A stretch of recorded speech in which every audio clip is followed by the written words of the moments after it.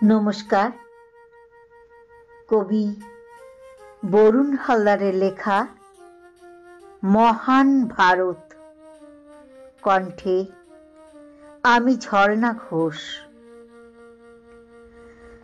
আমাদের আছে বালি, সবুজ পাহাড়, নদী, বহু ভাষা, বহু রীতি, বহু মতামত।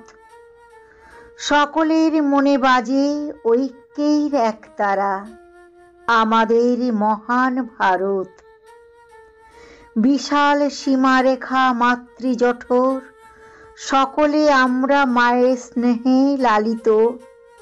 মিলেমিশে সুখে দুঃখে ভালো আছি, আমরা সবাই ভারতীয়। এত বড় দেশ, ধর্মের বিভিন্নতা, তবু আমরা সকলে আছি বেশ। শঙ্খ আজান ঘণ্টার ধ্বনি, আমাদের মধ্যে নেই হিংসা দেশ।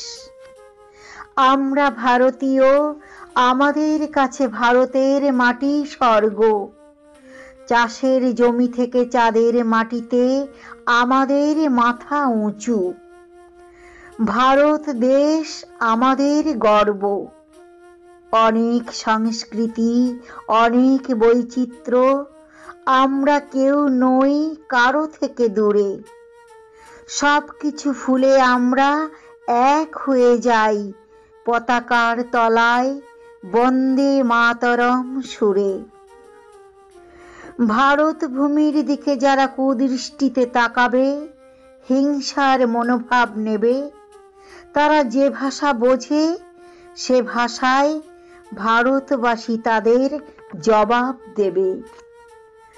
সবুজ আসাম থেকে বালুময় থর, শীতল কাশ্মীর থেকে নীল কন্যাকুমারী, এত জাতি, এত ধর্ম, এত মতামত।